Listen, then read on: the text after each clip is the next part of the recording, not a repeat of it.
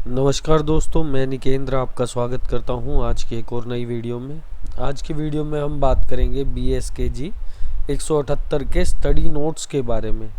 जैसे कि आपको पता है कि आपके एग्ज़ाम 2 जून से शुरू होने हैं, तो उसको लेकर के भी डेट शीट आपको जल्द ही देखने को मिल जाएगी।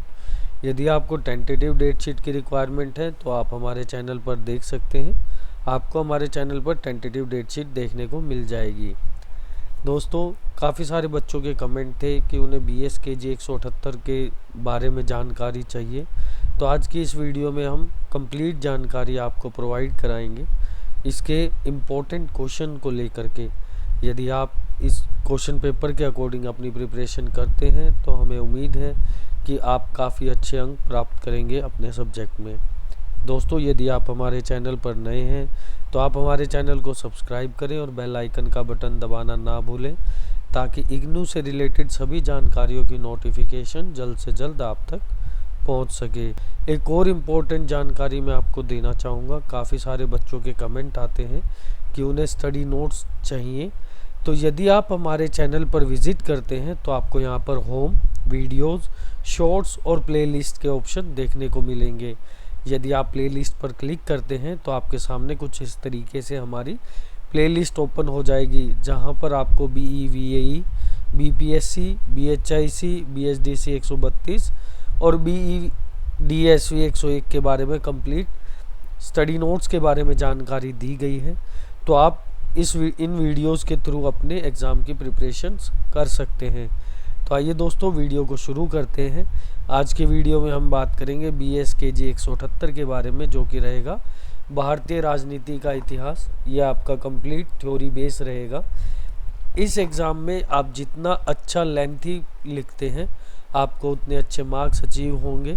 वीडियो को दोस्तों आप पूरा देखें, ताकि है ना आपको किसी भी चीज़ को लेकर के कन्फ्यूज़न ना रहे, आपके कोई भी पॉइंट, डाउट या कन्फ्यूज़न भी आपको ना रहे।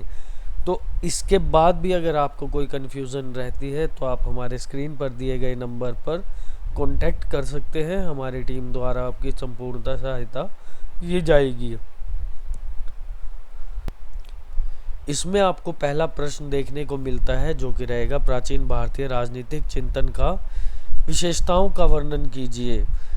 इसके उत्तर के बारे में हम बात करेंगे। भारतीय प्राचीन राजनीतिक चिंतन का स्वरूप उसकी विशेषताओं से स्पष्ट झलकता है। प्राचीन भारत में सामाजिक चिंतन किया गया है, उसकी कुछ अपनी अलग विशेषताएं हैं जो कि उसे पश्चात देशों के राजनीतिक चिंतन से अलग बनाती हैं।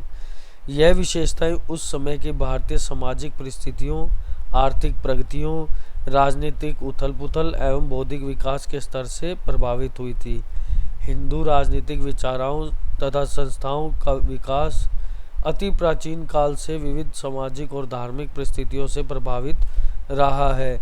युगों के मूल्यों के अनुसार राजनीतिक व्यवस्थाओं में भी परिवर्तन होते रहे हैं। तो कुछ इस तरीके से इसमें आपको प्राचीन काल में किस किस तरीके की परिस्थितियां थी, क्या क्या परिवर्तन थे, उनके बारे में डिस्क्राइब किया गया है।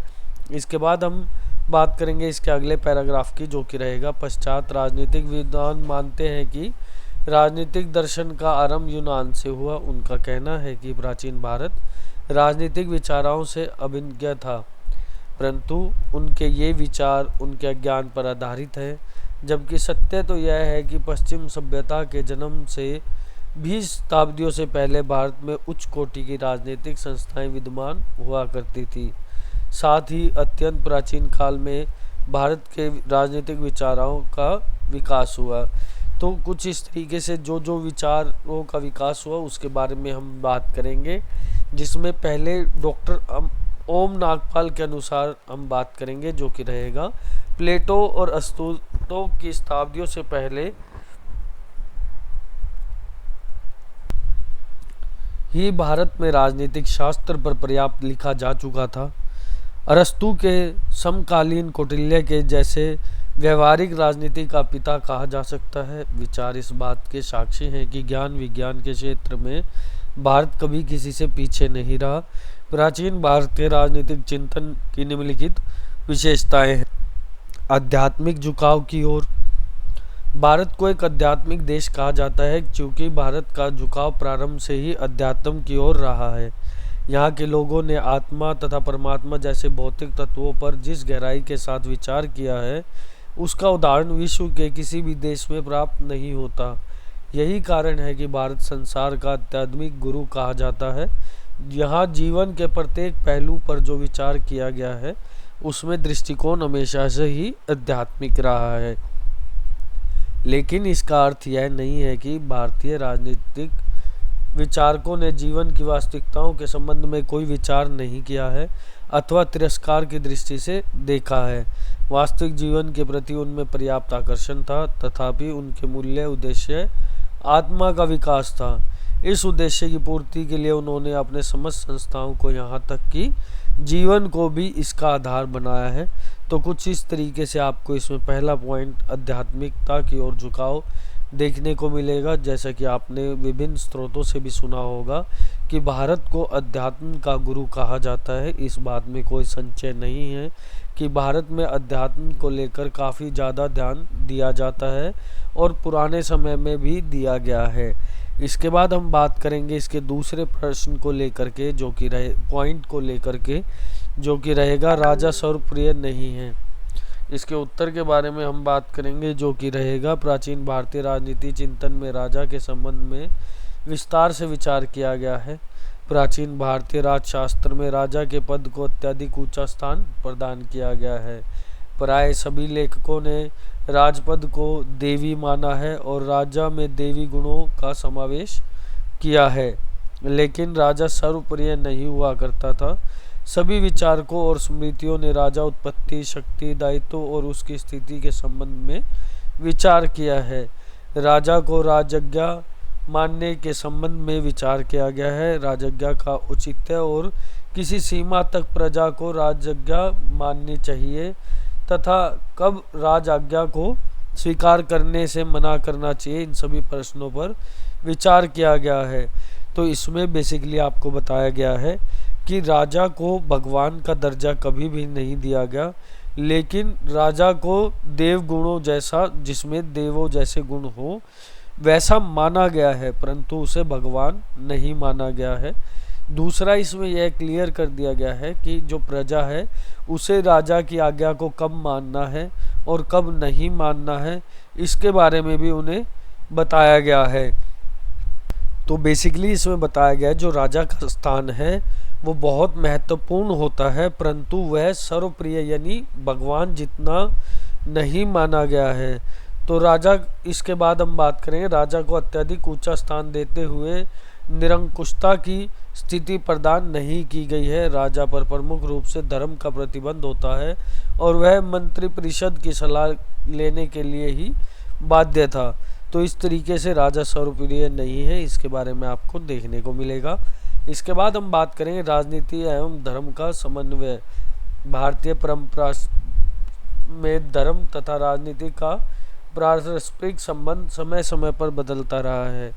कभी धर्म राजनीति के अधीन, कभी राजनीति धर्म के अधीन। वेद, ब्राह्मण, उपनिषद, स्मृतियाँ, महाभारत, रामायण, पुराण तथा अन्य साहित्यिक ग्रंथों का धार्मिक एवं राजनीतिक दृष्टिकोणों से महत्व निसंदेह है। राज्य को धर्म का प्रतिपादक तथा मापदंडक माना जा गया है। राजा के प्रति प्रजा की स्वामी भक्ति का आधार मुख्य रूप से धार्मिक तथा, और क्योंकि धर्म की व्याख्या करने वाले पुरोहित होता था, अंततः उसकी शक्तियाँ अपरिमित थी। तो इस तरीके से आपको राजनीतिक एवं धर्म का समन्वय देखने को मिलेगा। इसके बाद आपको सामाजिक व्यवस्था का प्रभाव देखने को मिलेगा, जो कि रहेगा प्रत्येक सामाजिक व्यवस्था राजनीतिक व्यवस्था का आधार होती है। प्राचीन भारतीय राजनीतिक व्यवस्था भी इसे अछूत नहीं है। प्राचीन भारत में जो सामाजिक व्यवस्था रही है और उसमें समय समय पर जो परिवर्तन आए हैं, उसके अनुरूप ही वहाँ राजनीतिक व्यवस्था भी अपना स्वरूप बदल रही है। संपूर्ण समाज का विभाजन वर्ण व्यवस्था के अनुसार 4 वर्णों में हो जाने के कारण राज्य का प्रमुख इस व्यवस्था की रक्षा करना था और प्रत्येक व्यक्ति को उसके संबंधित वर्ग में बनाए रखना था। समाज में जब नए नए धर्म के उदय से अथवा विदेशी आक्रमणियों के आगमन से जब वर्ण भेद बढ़ गया तो राज्य शक्ति पर क्षत्रिय का एकाधिकार समाप्त हुआ और राज्य का मुख्य कार्य इन वर्गों के बीच में समन्वय स्थापित करना रह गया। बेसिकली आप इस बात को मान सकते हैं, जो ये वर्ण व्यवस्था बनाई गई इसे आज कहीं ना कहीं नकारा भी जाता है, क्योंकि इसकी वजह से राज्य की जो व्यवस्था थी उसमें काफ़ी ज़्यादा उठापटक देखने को मिली है। तो इसीलिए इसमें कुछ नए बदलाव किए जाने चाहिए थे, परंतु वह नहीं हो पाए और जो इसका उद्देश्य था वह भी स्वीकार्य नहीं हो पाया। तो इस तरीके से इसको डिस्क्राइब किया गया है। इसके बाद राज्य का एक आवश्यक एवं उपयोगी संस्था, अगला पॉइंट आपको देखने को मिलेगा। प्राचीन राजनीति विचारक इस बात के समर्थक थे कि राज्य का होना सामाजिक जीवन के लिए बहुत जरूरी और उपयोगी है, लेकिन जीवन के तीनों लक्ष्यों धर्म, अर्थ और काम की राज्य के बिना प्राप्ति नहीं हो सकती। ऐसा सभी प्राचीन राजनीतिक विचारकों का मानना है कि इस प्रकार भारत में व्यक्तिवादी और अराजकतावादी विचारकों का पूर्ण अभाव हुआ करता था। अराजकतावादियों का मानना है कि अनावश्यक और अनुपयोगी संस्था है।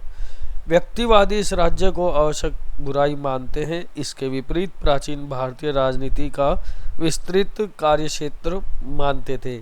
उनके अनुसार राज्य एक आवश्यक और उपयोगी संस्था है जो आज के लोकाधिकारी राज्य से बहुत सामान्य रखता है।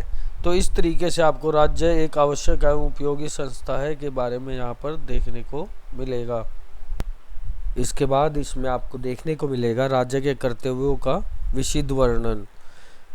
वैदिक काल से ही राजा को महत्व तो दिया गया, पर उसे देवत्व प्रदान नहीं किया गया। वह निरंकुश और स्वेच्छाधारी नहीं हो सकता। हिंदू राजनीतिक ग्रंथों में राजपद की योग्यता, महत्व तथा कार्यों का विशद वर्णन है। राजा को अपने दायित्वों का निर्वाह किस प्रकार से करना चाहिए और प्रजा पालन के लिए कौन से साधनों का प्रयोग करना चाहिए आदि बातों का विस्तार के साथ उल्लेख किया गया है। इन ग्रंथों में स्पष्ट रूप से बताया गया है कि एक राजा का धर्म क्या है, उसे राजधर्म का अनुशीलन किस प्रकार से करना चाहिए, राजा को दुष्टों का दमन करने के लिए क्या चाहिए, पड़ोसी राज्यों से उसे किस तरह के संबंध विकसित करने चाहिए तथा दंड नीति का कब और किस प्रकार करना चाहिए, कूटनीति व्यवहार में अपनाने योग्य सावधानियां कौन सी हैं आदि। तो कुछ इसमें आपको राजा के जो जो कर्तव्य हैं उसके बारे में बताया गया है। एज सच इसमें कुछ समझाने लायक चीज़ नहीं है, आप इसे नॉर्मली पढ़ेंगे तो भी आपको यह चीज़ें क्लियर हो जाएंगी। इसके बाद हम बात करेंगे 7th पॉइंट की, जो कि रहेगा दंड नीति का महत्व। भारतीय दार्शनिक मानवीय जीवन में असुरी प्रवृत्तियों की प्रबलता को स्वीकार करते हैं और इसी कारण उनके द्वारा दंड की शक्ति को बहुत अधिक महत्व दिया गया है। प्राचीन भारतीय राजनीति में दंड के महत्व का अनुमान इसी तथ्य से लगाया जा सकता है कि इसका नामकरण अनेक लेखकों ने दंड नीति के रूप में किया है। महाभारत के मनु के अनुसरण दंड ही शासक है। दंड को धर्म कहा है क्योंकि हर व्यक्ति को उसकी मर्यादा में बनाए रखता है। दंड राज्य का आधार है। कौटिल्य का अर्थशास्त्र दंडनीय और सार्वजनिक महत्व प्रदान करते हुए अन्य सभी विधाओं को उसी के अंतर्गत मानता है। प्राचीन राजनीतिक दृष्टिकोण ने दंड नीति को त्रिवर्ण विधा की संज्ञा दी है। दंड व्यवस्था को सुचारू रूप से लागू करने के लिए दुष्परिणामों का वर्णन भी विशद रूप से भारतीय ग्रंथों में किया गया है।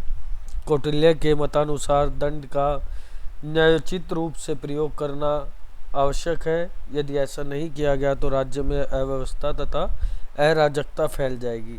बेसिकली इसमें आपको बताया गया है, यदि जैसे आज के जीवन की हम बात करें तो हमें पता है यदि हम कोई भी क्राइम करते हैं तो हमें एक दंड प्राप्त होगा या एक हमें सज़ा प्राप्त होगी, जिसमें कॉन्स्टिट्यूशन को हम ध्यान में रखते हुए ही अपना दैनिक जीवन व्यतीत करते हैं।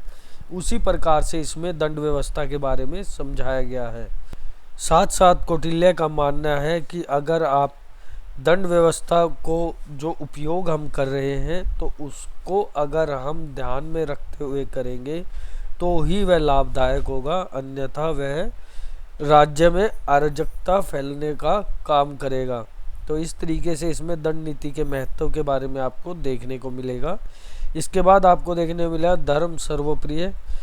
इसके बारे में हम बात करेंगे। भारतीय चिंतन की एक विशेषता यह है कि प्राचीन भारत में धर्म को सर्वप्रिय माना गया है। भारतीय चिंतन ने न तो राजा को ईश्वर का अवतार माना है और न स्वेच्छाधारी और निरंकुश माना है, और न उसे कानून का स्रोत माना है, और न उसे कानून का एकमेव व्यापकार माना है। भारतीय चिंतन में धर्म को सर्वप्रिय माना है। राजा को धर्मानुसार आचरण करना अनिवार्य है। यदि राजा धर्मानुसार आचरण नहीं करता तो प्रजा उसके विरोध में विद्रोह करने का पूरा अधिकार रखती है। तो इसमें आपको धर्म के बारे में बताया गया कि जो हमारा धर्म है उसी को सर्वप्रिय माना गया है। इसमें राजा को कोई सर्वप्रिय नहीं माना गया है। तो इसमें यह बताया गया है कि यदि कोई राजा धर्म के अकॉर्डिंग काम करता है तो ही वह राजा है, अन्यथा उसे का विरोध उसे देखने को मिलेगा और उसे राज्य गद्दी से हटा दिया जाएगा। लोक कल्याणकारी राज्य की अवधारणा प्राचीन भारतीय राजनीतिक चिंतन का सर्वाधिक उज्जवल पक्ष है। यह है कि इसमें राज्य को एक लोक कल्याणकारी संस्था माना गया है। राज्य को लोक कल्याण के अनेक कार्य सौंपे गए हैं, जैसे तालाबों, कुओं का निर्माण करना, मार्गों व सड़कों का निर्माण करना, यात्रियों की सुविधा हेतु धर्मशालाएं बनाई जाती हैं, राजा संस्कृति समारोह में भाग लेता तथा अकाल, बाढ़ आदि से पीड़ित व्यक्तियों की सहायता देने का प्रावधान भी था। इस प्रकार प्राचीन भारत में राजा का कार्यक्षेत्र सुकुचित न होकर पर्याप्त विस्तृत था। इसमें जनता की भलाई के लिए कार्यों की सूची बहुत लंबी थी। इसके बाद हम बात करेंगे इसके 10वें पॉइंट को लेकर के, जो कि रहेगा राजनीतिक सिद्धांत धर्म के अभिन्न अंग है। इसके बारे में भी आपको यही लिखना होगा। यही भारतीय राजनीति का सबसे प्रमुख विशेषता तथा विश्व को प्रमुख देना है कि हिंदू राजा स्वतंत्रताओं ने राजनीति और धर्म को एक दूसरे से अलग नहीं किया। प्राचीन भारत में राजनीतिक सिद्धांतों का विकास धर्म के अंग के रूप में हुआ। राजा और शासक का प्रमुख कर्तव्य धर्म का पालन करना समझा गया और शत्रु से भी धर्म युद्ध करने का निर्देश दिया गया है। इसी कारण प्राचीन भारत की राजनीति में नैतिकता का समावेश हो रहा है और राजशास्त्र को नीति शास्त्र का पुकारा गया है। तो इस तरीके से आपको इसमें राजनीतिक धर्म के विभिन्न अंग देखने को मिलेंगे। इसके बाद हम बात करेंगे इसके अगले पॉइंट की, विचारों की अपेक्षा तथा संस्थाओं को अधिक महत्व। प्राचीन भारतीय ग्रंथों में अध्ययन का केंद्र बिंदु राजनीतिक संस्थाएं हैं। इन संस्थाओं का महत्व, संगठन तथा कार्य आदि का विशद रूप से वर्णन किया गया है। इसमें राजनीतिक मान्यताओं तथा सिद्धांतों का केवल प्रासंगिक रूप किया गया है। इसके बाद आपको देखने को मिलेगा राजशक्ति पर अंकुश का कारागार तरीका। अब हम इसके बारे में बात करेंगे। राजशक्ति पर अंकुश लगाने के संबंध में कारागार तरीका क्या हो सकता है। यह प्रश्न उस समय अधिक महत्व का हो जाता है जब अत्यायी और निरंकुश प्रवृत्ति का हो। साधारणतः ऐसी स्थिति में धर्म पालन के ऊपर जोर देना के अतिरिक्त अन्य कोई व्यवस्था जिसे वैधानिक बाध्य की शक्ति प्राप्त हो प्राचीन समय में नहीं मिली है। परंतु प्राचीन काल धर्म भीरु और लौकिक तथा पारलौकिक विचारों से प्रभावित काल था। अच्छे कर्मों का अगले जन्म में अच्छा फल मिलेगा, बुरे कर्मों का बुरा मिलेगा, यह विश्वास भारतीय जीवन में बहुत अधिक गहरा था। स्वर्ग नरक का भय राजा सहित सब व्यक्तियों के जीवन में सांसारिक जीवन के व्यवहारों को नियंत्रित करता था। निरंकुश और अत्यायी शासकों के कार्य को मर्यादित करने के लिए धर्मानुसार आचरण करने हेतु उसे परिवर्तित करने के लिए इस भय की बहुत बड़ी भूमिका थी।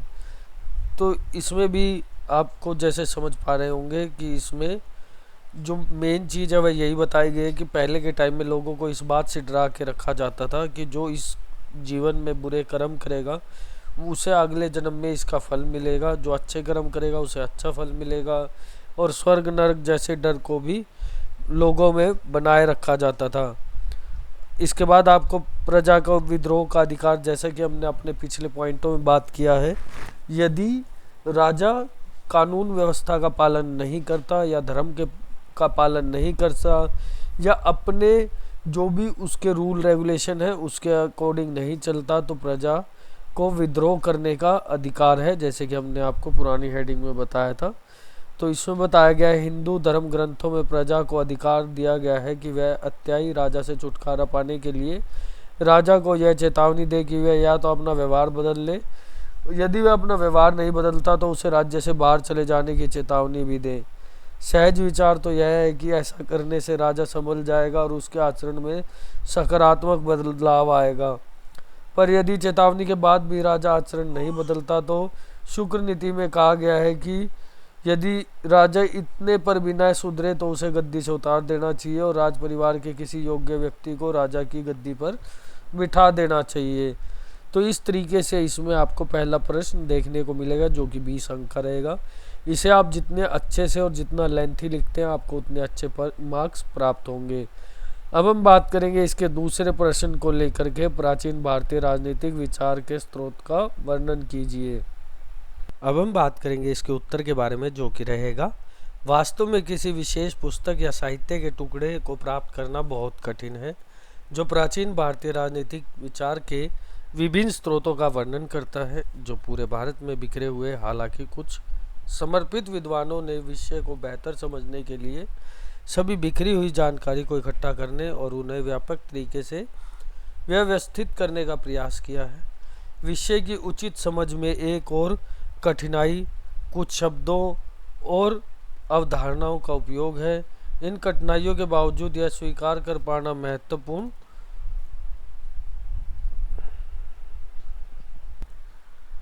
है कि प्राचीन भारतीय राजनीति विचार के क्षेत्र में कुछ विविधतापूर्ण कार्य किए थे। शास्त्रीय भारतीय राजनीतिक विचार के अनुसार व्यापक रूप से उपलब्ध स्रोत प्राचीन सकारात्मक धार्मिक कार्य, महाकाव्य और राजनीतिक व्यवस्था हैं जो उस समय प्रचलित थे। इसमें आपको पहला पॉइंट देखने को मिलेगा जो कि रहेगा वेद। वेदों को दुनिया के निर्माण के समय देवताओं के पारंपरिक कार्य के रूप में माना जाता है और इसीलिए उन्हें जानकारी का मूल स्रोत माना जाता है। हालांकि वेदों में मौजूदा राजनीतिक व्यवस्था का वर्णन नहीं किया गया है, लेकिन राजा, राजत्व, संतों या ऋषियों आदि जैसी अवधारणाओं और विषयों के प्रति उनके कर्तव्यों से जानकारी ली जा सकती है। यह ध्यान रखना दिलचस्प है कि सभा और समितियां जैसी संस्थाएं जो आधुनिक दिनों में भी प्रचलित है उनकी जड़ें वैदिक काल में हैं। इसके बाद आपको दूसरा पॉइंट देखने को मिलेगा जो कि रहेगा महाभारत। इस भारतीय महाकाव्य को राजनीतिक की कला पर एक उत्कृष्ट कृति माना जाता है। शांति एवं पर जैसे कुछ प्रसंग करते हैं, राजनीतिक दर्शन और प्रशासनिक व्यवस्था तथा समय की राजनीतिक व्यवस्था से संबंधित उत्कृष्ट जानकारी प्रदान करते हैं। शासन कला, कूटनीति, युद्ध नीति और रणनीति, राज्य संबंधों और इसी तरह की संपूर्ण कला को महाभारत के संदर्भ में देखकर कुछ अच्छी तरह से समझा जा सकता है। इसके बाद आपको देखने को मिलेगा अर्थशास्त्र। कौटिल्य द्वारा लिखित यह कृति फिर से एक राजनीतिक पर एक उत्कृष्ट कृति है। प्रोफेसर अल्टेक के अनुसार यह मुख्य रूप से शासन की व्यवहारिक समस्याओं से संबंधित है और युद्ध और शांति दोनों समय में इसकी मशीनरी और कार्यों का वर्णन करता है। कौटिल्य का यह कार्य कराधान, कूटनीति, युद्ध रणनीतियों और क्रांति जैसे मुद्दों पर प्रकाश डालता है। यह राजाओं के लिए अर्थशास्त्र के साथ साथ प्रशंसा की भी पुस्तिका है। इसके बाद है विचारकों के कार्य। कुछ महान रचनाएं जो प्राचीन भारत के राजनीतिक विचार के प्रमुख स्रोत के रूप में कार्य करती हैं वह हैं स्मृतियाँ, कामंदे, नीतिसार, शुक्रनीतिसार आदि। स्मृतियों ने इस बात की वकालत की है कि एक राजा प्रजा का सेवक होता है और एक अत्याचारी को मारना गलत नहीं है। एक राजा से अपेक्षा की जाती है कि वह गुणी, दयालु और मददगार हो। इसी प्रकार कामनदेव नीतिसार में भी प्राचीन भारतीय राजनीति चिंतन का स्रोत रहे थे। वास्तुतः यह कौटिल्य के अर्थशास्त्र का सारांश था। यह कार्य राजा और उसके परिवार और सरकार के राजशाही रूप पर प्रकाश डालता है। माना जाता है कि शुक्र नीति तिसार 1200 से 16 ईस्वी पूर्व के बीच लिखा गया था। हालांकि यह अब उपलब्ध नहीं है। यह कार्य राजा के उच्च अधिकारियों के पद और उनके कार्यों, प्रशासनिक व्यवस्था, राजशाही और बड़े पैमाने पर लोगों के राजनीतिक जीवन के बारे में जानकारी देता है। इसके बाद आपको 5 पॉइंट देखने को मिलेगा, जो कि है शिलालेख। पत्थर और तांबे के शिलालेख लोगों रामकालीन राजनीतिक जीवन और उन दिनों के प्रशासनिक व्यवस्था पर प्रकाश डालते हैं। इसके बाद 6 पॉइंट देखने को मिलेगा, विदेशी यात्रियों के खाते। मेगेस्थनीज, फाहयान, हुआंग, तसांग और अन्य जैसे भारत के विदेशी यात्रियों के लेखन प्राचीन भारतीय समाज, प्रशासन, व्यापार और उद्योग आदि के बारे में महान जानकारी प्रदान करते हैं। इसके बाद 7वां पॉइंट है, जो कि अन्य स्त्रोत, जो कि रहेंगे बृहस्पति सूत्र, रामदेव का नीति वाक्य निर्मित, राजनीतिक रत्नाकार, वीर मृत्योदय, राजनीतिक म्यूख्या, पुराण, खुदाई में मिले सिक्के, मोहरे, जैन और बौद्ध साहित्य। तो इस तरीके से आपको यह कंप्लीट उत्तर देखने को मिलेगा। इसके बाद हम बात करेंगे इसके अगले प्रश्न की, जो कि रहेगा मनु के राजनीतिक विचार का वर्णन कीजिए।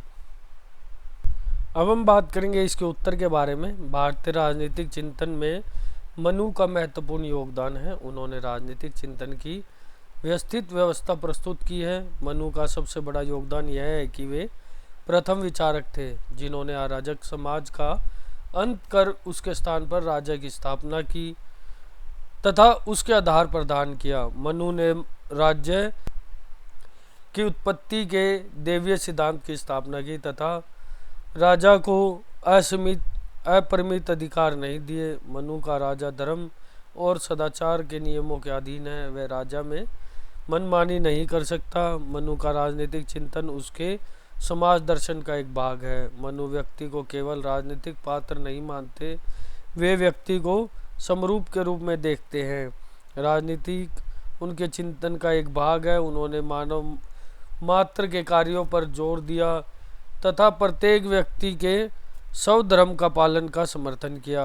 मनु के राजनीतिक आदर्श काल्पनिक नहीं है, अपितु वे यथार्थ और व्यवहारिक है। मनु विविध प्रेरणात्मक है। विश्व में अज्ञात विविध शास्त्रियों के अनुसार मनु का स्थान सर्वप्रिय और सर्वधर्म है। उन्होंने मानव जीवन के नियमों की व्यवस्थित संहिता प्रस्तुत की है। इतने वैज्ञानिक और शाश्वत व्यवस्था किसी अन्य विचारक ने प्रस्तुत नहीं की। भारत के प्रत्येक भाग में प्रचलित दंड के नियम और न्याय व्यवस्था मनु की देन है। मनु की न्याय व्यवस्था में हिंसक आचरण से उत्पन्न विवादों और धन संबंधी विवादों का स्पष्ट उल्लेख है। मनु ने पुलिस व्यवस्था, सबरूपता, बाजारों का संगठन और उनके संचलन, गांव और पुर का संगठन, सेना के कार्य, पराजित राजा के प्रति विजेता राजा का व्यवहार आदि विषयों पर भी विचार किया है। मनु ने प्रजा रक्षण के सिद्धांत और अधिक न लेने के सिद्धांत का विस्तार से वर्णन किया है। वे पूर्व में इस मान्यता की स्थापना पर कर गए कि राजा को नियोजित तरीके से जनता से कर वसूल करना चाहिए। मनु ने केवल राज्य और राजा का ही विचार नहीं किया, अपितु पर राष्ट्र संबंध के संदर्भ में भी विचार से विस्तार किया है। मनुस्मृति के 7वें अध्याय में राज्य संबंधी विचार प्रस्तुत किए गए हैं। इसी में राज्य की उत्पत्ति एवं सव्यायी सिद्धांत प्रस्तुत किए गए हैं। मनु ने राज्य की उत्पत्ति ईश्वर के द्वारा मानी है। इसमें कई जगह सामाजिक अनुबंध सिद्धांत का भी आभास दिखता है। मनु स्पष्ट करता है कि राजा के पूर्व मानव की स्थिति कष्टपूर्ण, असहनीय थी। इसी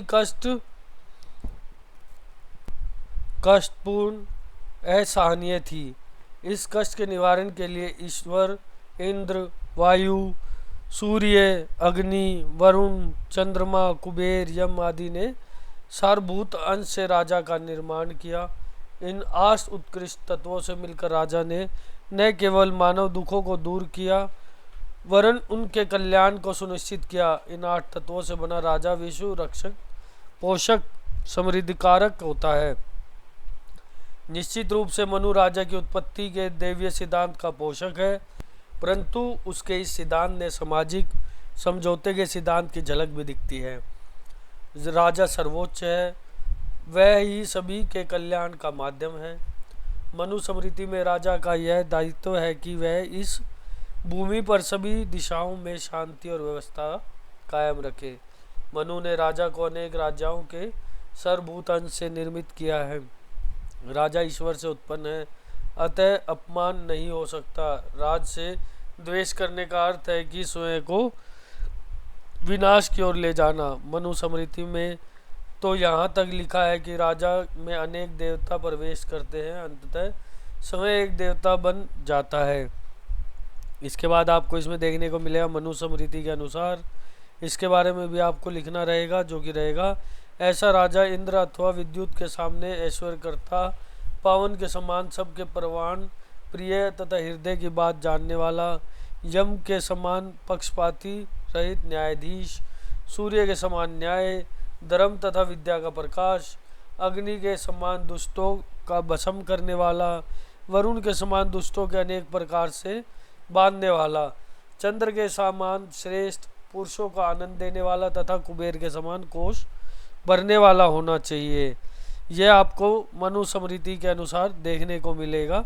यह आपका पूरा थ्योरेटिकल आंसर रहेगा, जिसे आप अपनी स्क्रीन से देख करके लिख सकते हैं या याद कर सकते हैं। आप इस प्रश्न को देखिएगा और अपने नोट्स प्रिपेयर कीजिएगा।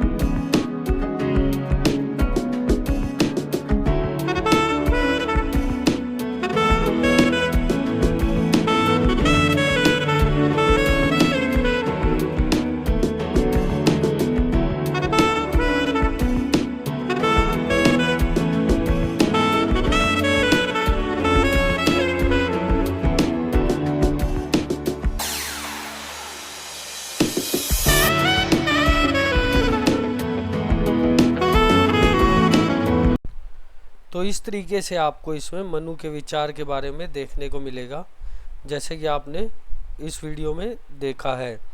इसे आप देख करके अपने नोट्स भी बना सकते हैं और आप वीडियो को पॉज करके भी देख सकते हैं, जैसे भी आप कंफर्टेबल रहें। यदि आपको वीडियो देखने में किसी प्रकार की दुविधा आती है तो आप इसे सेटिंग में जाकर 4K पर देख सकते हैं, ताकि आपको स्पष्ट दिखाई दे। यदि फिर भी आपको किसी प्रकार का संकोच रहता है तो आप हमारे स्क्रीन पर दिए गए नंबर पर कॉन्टैक्ट कर सकते हैं और आप अपने स्टडी नोट्स मंगा भी सकते हैं। अगली वीडियो में हम लोग बात करेंगे राजनीतिक विचारकों के रूप और कौटिल्य के महत्व का प्रशिक्षण के बारे में। वीडियो में आगे भी बने रहिएगा। अगली वीडियो आपको हमारे प्लेलिस्ट में ही देखने को मिलेगी। यदि आपका कोई प्रश्न रहता है तो आप कमेंट बॉक्स में पूछ सकते हैं, आपके कमेंट का जवाब दिया जाएगा। दोस्तों, यदि वीडियो में दी गई जानकारी आपको अच्छी लगी हो तो चैनल को सब्सक्राइब करें, बेल आइकन का बटन दबाना ना भूलें, वीडियो को ज़्यादा से ज़्यादा शेयर करें ताकि सभी लोगों तक यह जानकारी पहुंच सके। वीडियो में अंत तक बने रहने के लिए आपका बहुत बहुत धन्यवाद।